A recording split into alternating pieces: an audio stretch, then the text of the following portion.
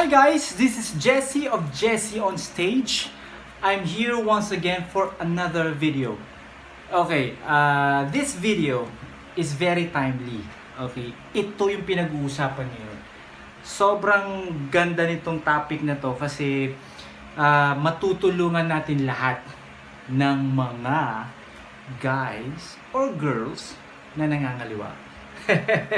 Alright? Kasi itong topic na to, ito yung makakatulong sila sa kanila para maiwasan mga liwa. So the title of this video is paano umiwas mga liwa or paano iwasan ang pangangaliwa. Okay ba yun guys? Okay yun, di ba? Kasi alam naman natin, pinag-uusapan niyo yun si Gerald Anderson sa pangangaliwa niya sa relasyon nila ni Bea. Di ba?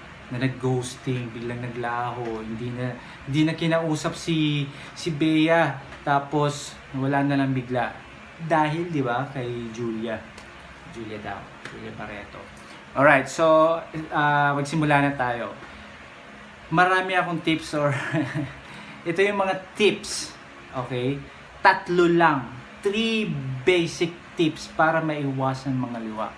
Guys, listen very carefully. Matututo kayo nito. The best to. Na-formulate ko tong formula na to kanina lang. Hindi.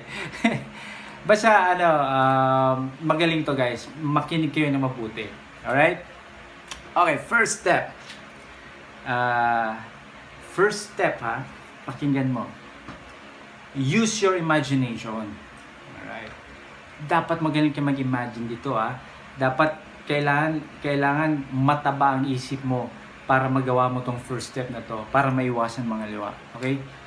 First step, use your imagination. Ito. Isipin mo na constipated siya. Halimbawa, ito yung situation.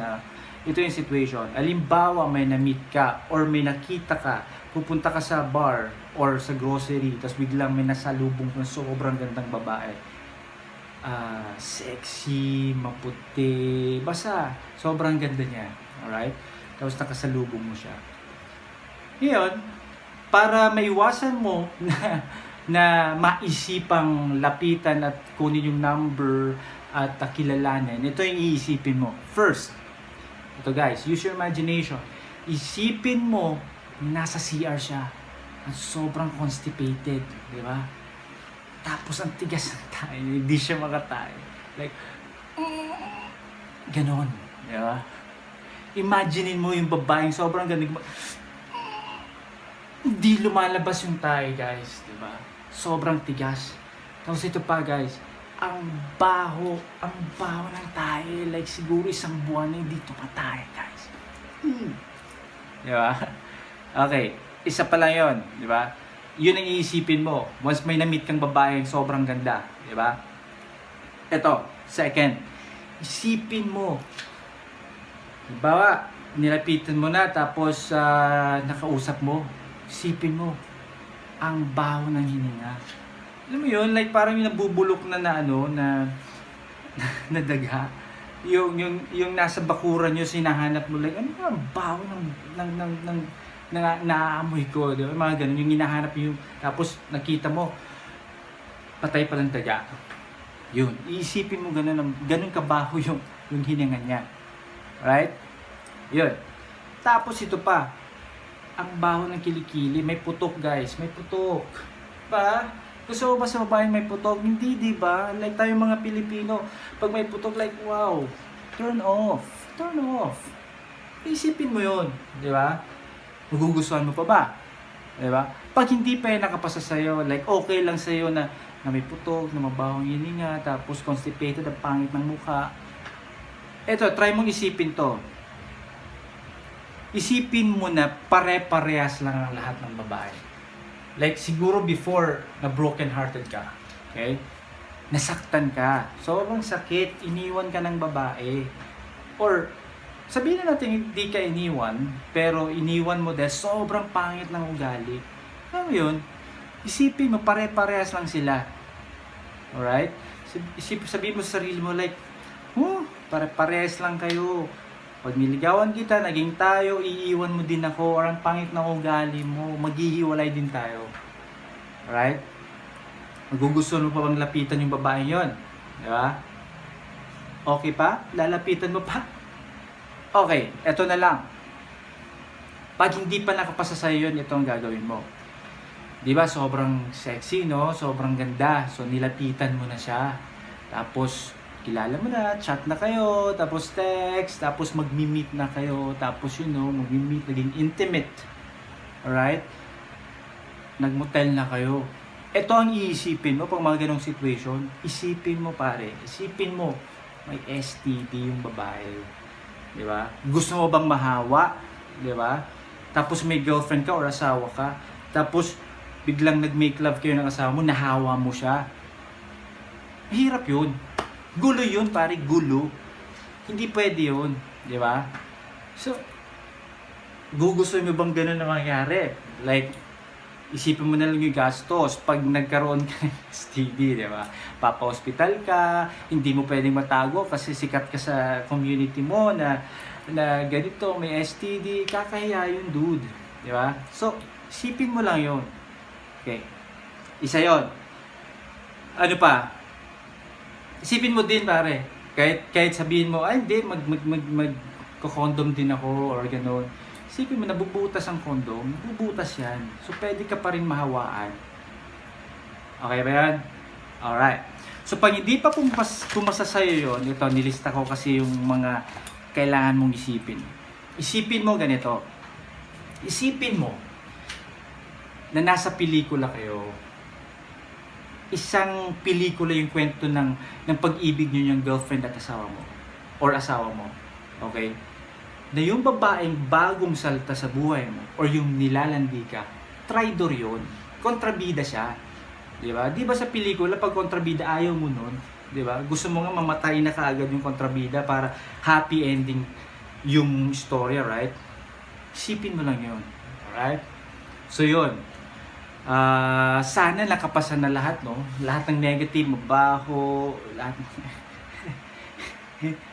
pare-parehas lahat silang babae or lalaki, hindi mag-workout ng relationship, sayang. Tapos ito pa pala, mag-compute ka, magastos ang may kabit or may babaeng iba, diba? Just imagine, meron kang asawa, diba? Naghihirap ka na nga, diba? Naghihirap ka na para mabuhay yung family mo. Tapos meron ka pang isang babae, diba? Siyempre gagastusan mo yun ng date. Magsisini din kayo, diba? Magmumoling. Tapos kung minsan ang iba dyan, magpapabili pa ng mga gifts, ng mga sapatos, kung iba-iba, cellphone, diba? Magkano cellphone ngayon? Kasi may mga kilala akong ganun, binibilan ng cellphone kaagad. Diba? Kasi ito naman mga girls, ang sinasabi nila, wala akong cellphone, paano kita makakontak? Ito naman si lokong lalaki, bibilan kita ng cellphone para mag-usap tayo, diba? Magastos yun, guys.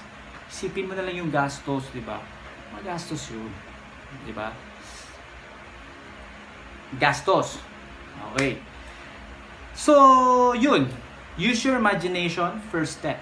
Use your imagination. Yun ang mga iisipin mo para the moment nagkita kayo ng babae or na-meet mo yung babae, yun na kagad iisipin mo. Hindi mo na pag-aaksaya ng oras makuha yung number niya, hindi mo na pag-aaksaya ng oras makausap siya. Di ba? Yun. Ito, second step. Ito malupit na second step. Remember or alalahanin mo. Alalahanin mo na mahal ka ng girlfriend or asawa mo. And nagmamahalan kayo. And mahal na mahal mo din siya. Isipin mo na lang yung mga times na, or remember those times na nagmamalasakit siya, na nilulutuan ka, na pinaglalaba ka, na pag may sakit ka, siya nag-aalaga, nag-absent siya sa work para lang maalagaan ka, di ba? Yung mga pag down ka na, nandyan pa rin siya, di ba? Yung mga ganung moments, na umiiyak ka na, wala akong pera, tapos papautangin ka, di ba? Tapos biglang magiging masaya ka o magiging magandang sitwasyon ng buhay mo dahil sa kanya, di ba? Tapos siya yung naging haligi mo para umasenso, Diba? Tapos ngayong umasenso ka na, tapos iiwan mo siya. Mali, di ba? Di ba, aalalahanin mo lang yun, na mahal ka ng asawa or girlfriend mo or boyfriend mo, tapos ganun din ang gagawin mo. Pangit, di ba? Karma. Karma yun. Karma ang ibig sabihin nun. Just imagine or just think of this na mahirap maghanap ng tunay. Mahirap maghanap ng girlfriend, ng asawa. Di ba? Iba yung nahanap mo ni na siya na yung para sa'yo. Mahirap yun hanapin. So kung gagawa ka ng kalukuhan, yun lang ang iisipin mo. Remember, alalahanin mo, mahal ka ng asawa mo at mahal mo din siya. Alright? Okay ba yun? Second step. Third step, itong pinakamalupit sa lahat. Itong pinakamaganda. Itong pinakaalahanin mo. Okay? Kahit siguro wala na yung dalawang step, ito lang okay ni. Alright? Ito yun. Manunumpa ka sa sarili mo na hindi ako mangangaliwa. At guys, remember this. Magdasal kayo. Pray to God na tulungan kayo na wag mangaliwa or ilayo kayo sa temptation para maiwasan kayong mangaliwa. Maiwasan yung mangaliwa. Di ba?